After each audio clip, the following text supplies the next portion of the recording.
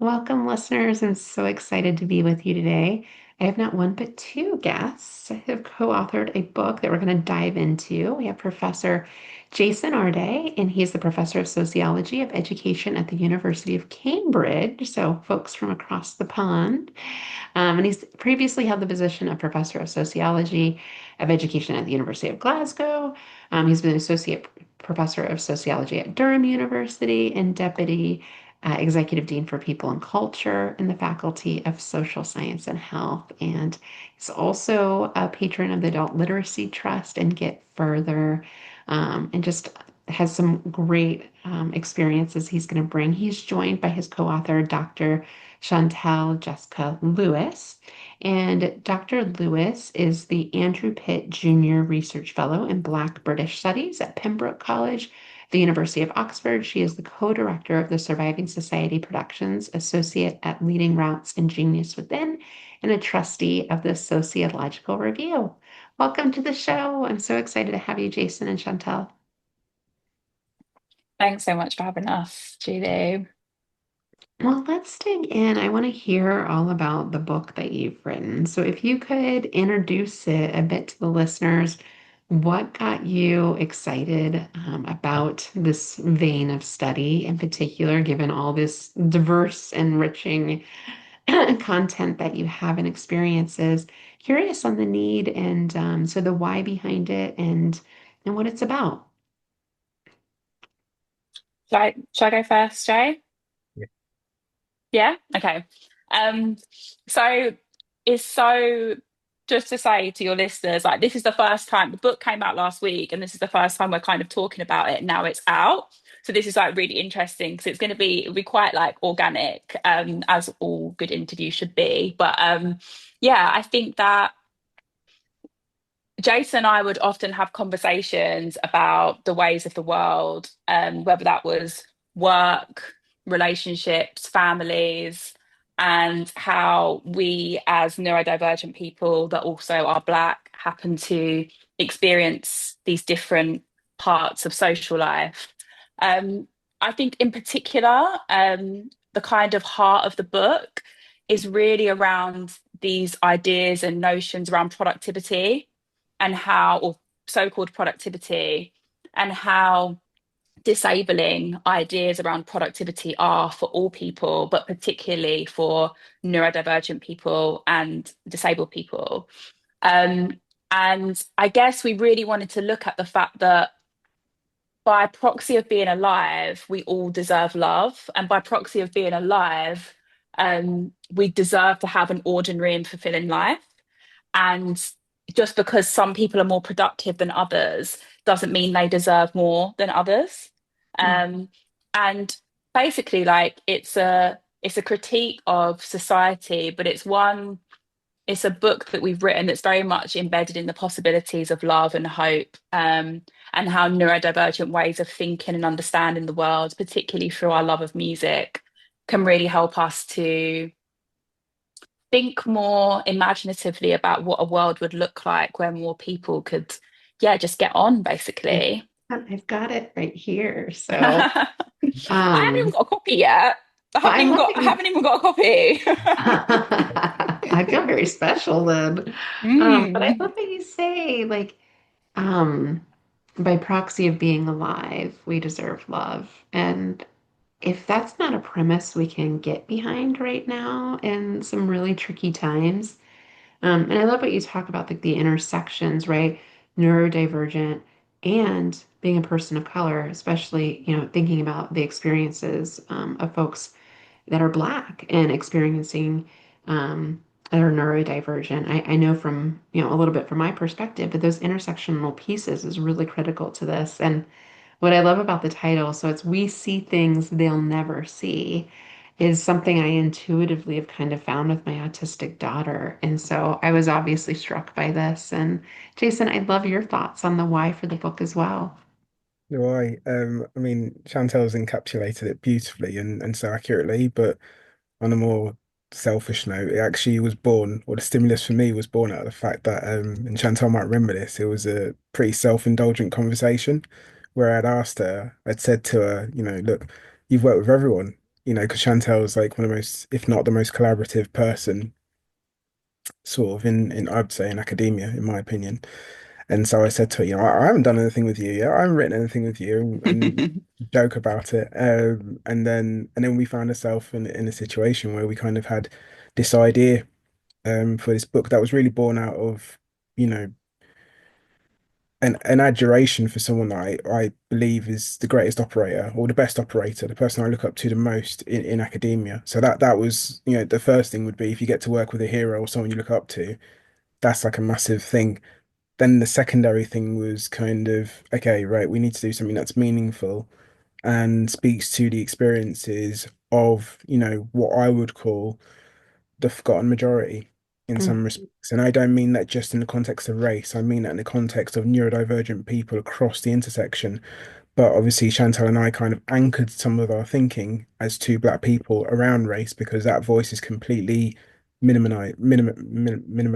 So that was quite an integral thing. And I think the rest is sort of magic. I think what this book has taught me in some respects, which is an experience I hadn't had before, is just how powerful a connection between two people can be in terms of producing something that could really make a difference to the zeitgeist or the discourse or just the world generally speaking. And so what people who read this book will get as well is a sense of two people who really are as thick as thieves in some respects, but have this true mission towards challenging and really pushing against, the infringements of society in terms of Mhm. people across the intersection. And that's what this book hopefully embodies because, Chantal and I both have an allergic reaction to inequality in any shape or form. Mhm. And unfortunately, that's become the dish of the day. And that becomes very, very difficult because it actually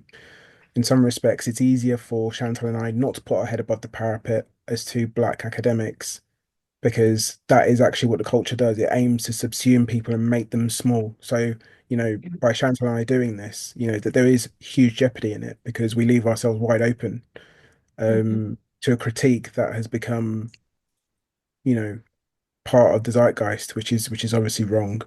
But I think part of it kind of leans to that the bravery and the kind of charge and just the intelligence and the kind of capacity to love that drew me to someone like Chantal in the first place in terms of that is what I think academia should be, besides the fact that, she's academically the best of our generation, in my opinion. The thing that draws you to someone like that actually is how they conduct themselves. And it's about the work. It's about the work. And when I was a school teacher, the big thing that I always was fixated on was this idea of praxis. So the idea of theory and practice. And in academia, you don't always get that practice element. But Right. part of what Chantal did was situated in practice, theory and practice. Actually, more actually practice, to be honest. And I It think is a that's weird thing. Yeah. that. As Yeah, someone that's new into academia, I was like, oh gosh, this is great theory, but how do we use it? Right. Like that's the kind of thing Mm. I get into sometimes. Jason, you used a word that I keep here bubbling up in society right now, zeitgeist. Can you describe, like, can you clarify that for our listeners? say that again. Zeitgeist. What does that I, mean? I keep hearing that word. I just want to I, clarify for our listeners. I could be wrong, and Chantal can help me with this, but I think it's like a dominant way of thinking. I Uh-huh. think it's situated to a dominant way of thinking that's of the vogue, that's of Yeah. its time. So the Uh-huh. rhetoric or the kind of the word or the buzz of its time right now.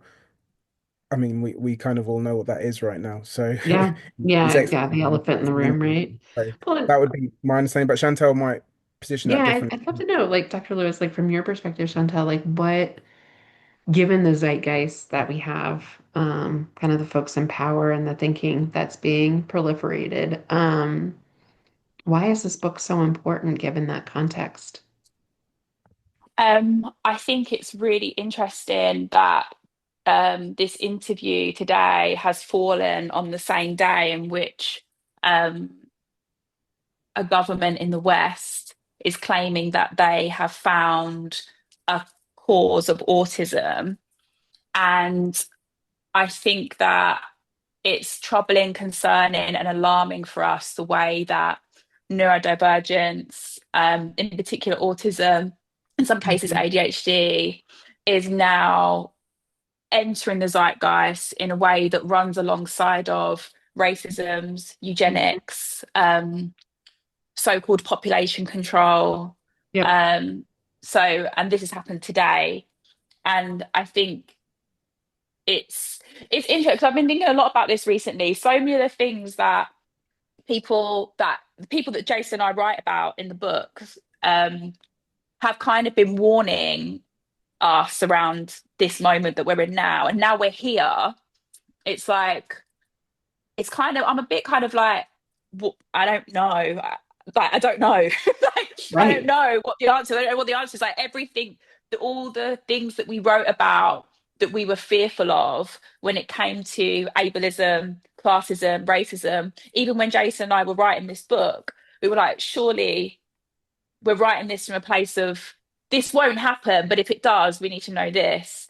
And even since we finished writing the book a couple of years ago now, the way that neurodiversity and disability is being spoken about has become even more alarming. So I think that, and we talk about this in the book, um, neurodivergence is a multi-class, multi-gendered, multi-ethnic issue. So it is within all of our interests to understand it, to accept it, to love it, to embrace it. Um, yeah, I think and that's why when I saw the kind of description of what our conversation was going to be like today, I was like, God, I need to think of some hopeful things. I don't, I I don't know. necessarily have them. And like, I think I've almost also like been a little bit with our book, um, a bit nervous to read back some of it, not because it's not, I'm really proud of what we wrote, but some of it we've written from a place that was before this time. And like, again, was embedded in our kind of fears around some of our communities, whether that's Black neurodivergent people, whether that's neurodivergent people, disabled people more broadly, like those things are now happening. And it's just like, wow, so much can change in such a short period of time. I know. It's hard when you see the future before the future happens and you don't want it to happen, especially if it's a worst case scenario. But then when it does happen, it's like, oh, shoot, I kind of saw this coming, but what's next?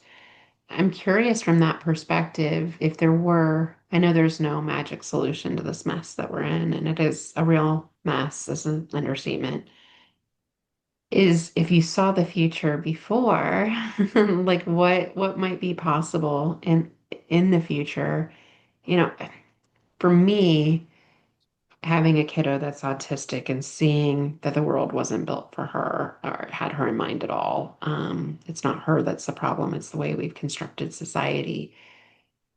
And knowing that's a tall order, that's a big ask, right? To reconfigure all of our systems to fit all of the different needs of folks. But the sheer size of the neurodivergent community, a quarter of folks are in the community.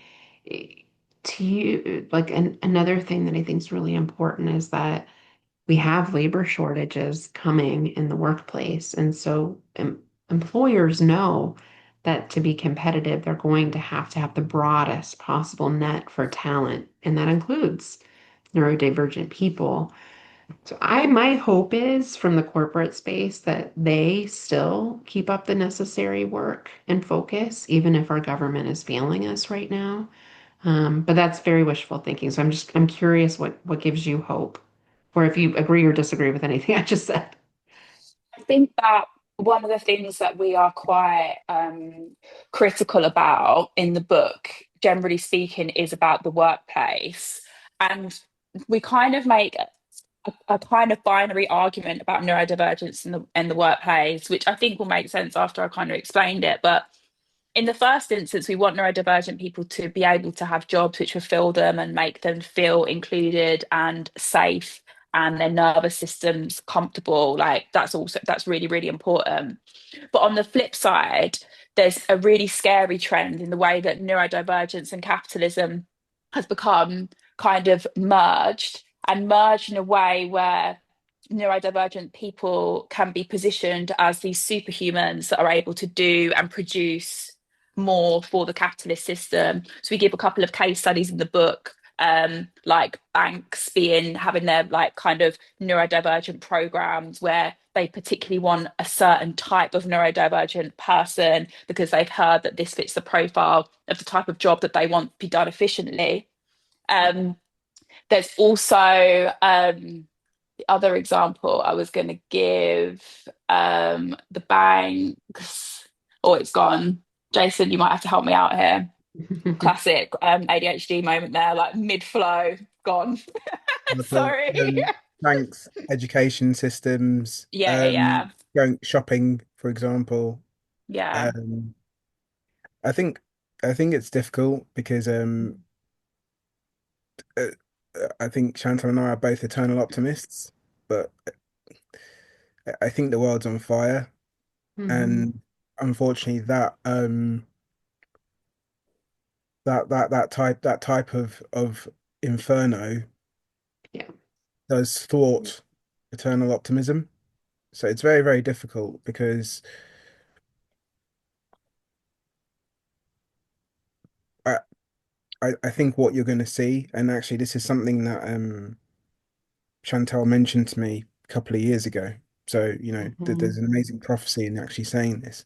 She said that actually, in a way for people to protect themselves, as in literally protect themselves. So she's kind of spoken about nervous system, mental health, well-being, all that kind of stuff. More and more people are actually going to withdraw from doing this work because Yeah. now, you know, I think what's happening now is almost like a modern day lynching. If Oh, you do yeah. this work, you know, Shans and I doing this book, we were already hyper visible as it is. There's a lot of risk to doing these things now, Yep. and people Yep. have to balance that risk. And I think if it's a choice between, your well-being and, being, you know, Hmm. publicly and professionally, um, I don't know, And dissected, discredited, I think the choice you're putting people a make, target on yeah, it's yourself. obviously Mm. protect Yeah. their well-being. Yeah. Guys, I've had a classic. I remembered what the thing is now. Um, the banks, but also interestingly, neurodivergent people are overrepresented in the arms trade as well. And it's Really? like, yeah, so it's like and we're in this also position, and we talk about this with regards to race as well and racial capitalism, in that the way we are marginalized can also be used as a way to keep this system in place. Yep. And that's what's really tricky about all of this, because by positioning neurodivergent people as victims, we take away agency, and we also take away the fact that actually, in order to uphold systems of oppression, you need collaborators. And that's what makes these things like, yeah, Yeah. really, really tricky to talk about. But as Jason said, like, we tried to be really brave in how we put things across. And like, it's been really great to see a lot of our peers, academic peers, reading the book and understanding what we were trying to do. Because I think for us as Black people that are working in academia, that also are neurodivergent ourselves, like, I think we're like one of like, there's less than a handful of like Black people from the Yeah. UK that Princeton have ever published. So it's like I think we might be the only ones. I don't know. We can look that up, but like we're putting ourselves out there. We're being quite bold in what we said in the book. So Yeah. yeah, and I guess at the time it did feel brave, and it still feels brave. But there is obviously a part of me that's like, well, we're here now. So I know. Isn't it? It's sometimes it's not fun to be right about things, but I think when you study things for as long as you have and have the own lived experience, you can see where things are headed. And my hope is, even being very realistic, it is a very dark time, right? I don't want to sugarcoat it or, optimism our way out of this, but my hope is that books like this help people see that this isn't a problem that just affects, somebody you don't know, a stranger, this is going to affect you. It will affect everyone. And don't you want to be on the right side of history? Like, don't you want to be on the right side of things to feel like even when things were hard, that you spoke up and used your voice? So, a lot of what I talk about is like allyship, and I'm just curious.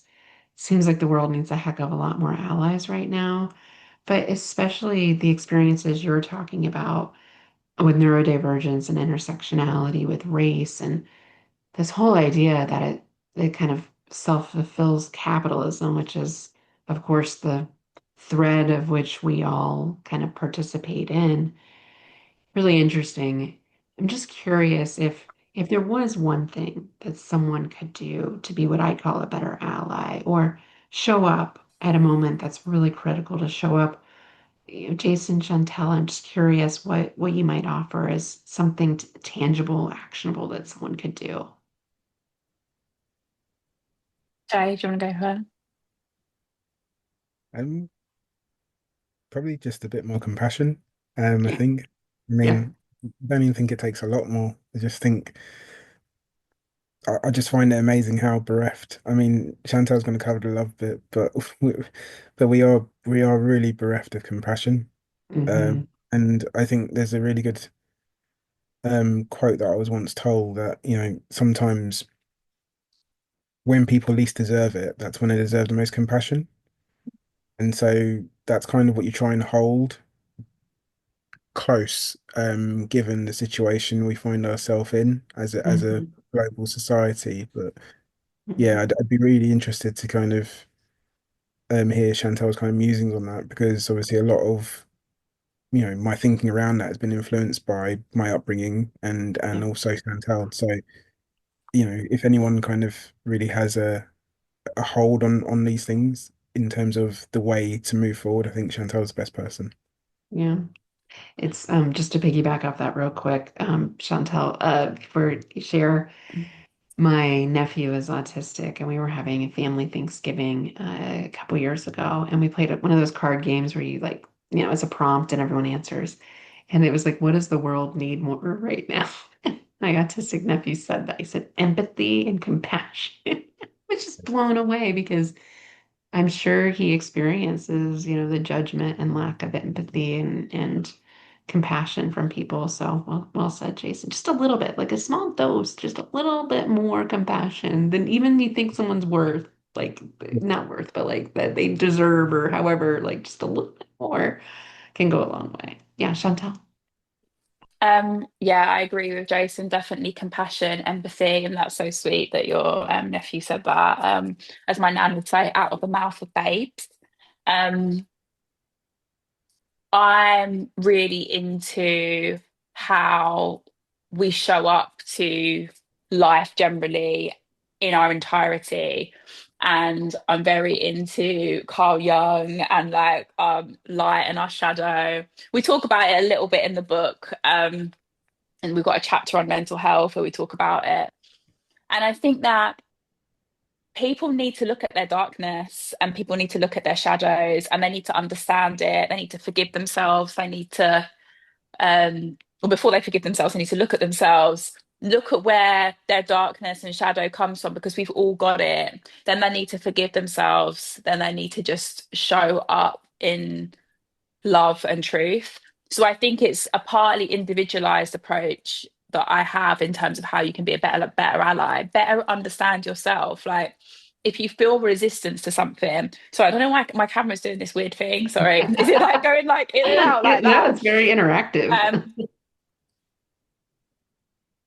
People, if you're feeling resistant to something, particularly if someone's talking about how they've been marginalized, look at that resistance. Where is that resistance coming from?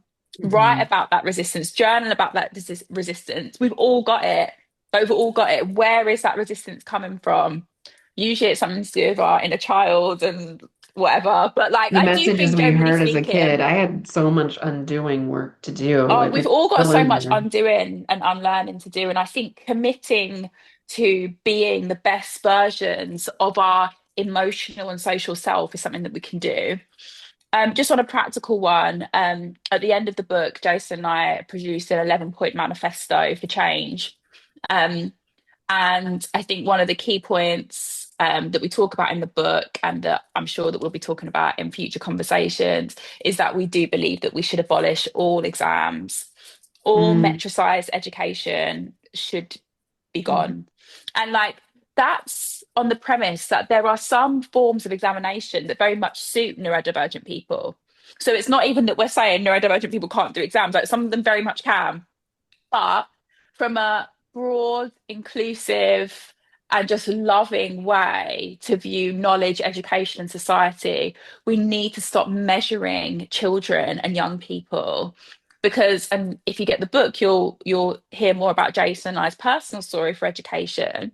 Like we've both ended up working at the Oxford and Cambridge, which are apparently some of the best universities in the world. Again, very critical of that kind of the elitist structures of education, although working in one, that's a whole other thing in itself. But like there are so many examples within popular culture, within the writers' world, within the journalistic world, where people have a staggered and up and down relationship with school and education. So why are we continuing to put children through a factory-like system of examination? It's not to get rid of schools, but it's to get rid of examining people. Um, all metricized education. Yeah. Well, that's coming from two academics. That's really intriguing. And like you said, it's not just for neurodivergent people, it's associated with learning outcomes too. As Hmm, hmm, somebody that's neurotypical but really struggles with exams, that resonates so much with me. hmm, I remember in grad school when I got my MBA, 3-hour exam. Like there's just no way your human brain can focus hmm, on a task for that long, even if you know hmm. it inside and out. And I think the data is really interesting too. Standardized tests, exam scores aren't necessarily correlated with future success or academic outcomes even. So we're kind of using a lazy metric because it's objective, it's clear, you got this score, right? But it'd be more complicated to create a more subjective, all-inclusive metric, is why I suppose we have not done it. That's so, Julie, I have to say this because you mentioned it, but it's my stepdaughter's first day of her MBA today. So because you said it, I was like, that's so weird. Yeah, it's intense. I'm glad I did it. I'm now Yeah, teaching at my business school I got my MBA from, so it's like a full circle moment for amazing. me. Full circle. The classes I got the most out of were discussion based, application Yeah. based, like to your point about writing and reflection and Hmm, really thinking about what do I have, what existing knowledge and context do I have around this, and like how do I need to broaden it? Those are the classes that stuck. So maybe we'll get around to it at some point. Jason, I'd love to give, if there's something on the manifesto list that you want to add to the conversation, is there a favorite of yours or a thought-provoking one you want to share? No, no, I don't have a favorite. I mean, I think, it's like your children, you love them all the same. Well, that's the lie you tell them anyway. But I think, I just think for this time, I think all of them are hugely important. I think they're hugely important. And also it will resonate with people who've had, differing and varied experiences in the education system. Those manifestos, those kind of manifesto points were not born purely out of, Yeah. Chantelle and I's experiences. It was born out of, really understanding this context, say that Hmm. really understanding this context and really thinking about, collectively on behalf of the neurodivergent community, what some of those experiences have been. And obviously Chantelle and I individually have gleaned those experiences, experienced them individually and kind of gleaned them as a collective. So that was the end product, and they're all just as important. So, if they're picked up by stakeholders who are involved in these processes and the kind of manifestations of education curricula all around the world, then I feel Chantal and I would have done our job. Likewise, if one person picks it up and they change their educational Hmm. practices, particularly within schools where they are more innovative in terms of their assessments, and it'll be a job well done and a path well traveled in that Yeah. regard. Yeah. Well, the one thing I hope is once we get through the current zeitgeist is we will get through it. It's going to be messy, it's going to be painful, but there will be an opportunity to recreate and change things. And I hope some of these principles are parts of things that we change in the future. Um, Dr. Lewis, Professor Arday, tell us like how we can follow your work, where we can get the book. We see things they'll never see. which is anxiously, I just got it, so I'm going to be digging into it and listening and learning as well. But tell us how to follow your work, please. Um, I'm sorry, I can get my words out. I've not long been using it, but I've started using TikTok. So you can find me at Dr. Chantelle Jess, or if you put in Dr. Chantelle Jessica Lewis, it should come up with my TikTok. Very cool. Yeah, and Jason? Julie, I don't have anything. I never have, but but what I will say is that it would be available from the Princeton Bookshop anyway online, and Yeah. obviously, and Oh I'm yeah, buy fortunate. the book. Yeah, Yeah, yeah. yeah, I can kind of write off. That's a big deal. Like that's a very big deal. And I know you both are in academic space, but that's the Princeton Review. Like that's a big deal to get published. So yeah, be sure to find it, support the book, share the book. And like you said, just like one person. Like it just takes one person to create massive change and it can be like dominoes to other things. So really appreciate the work you both are doing.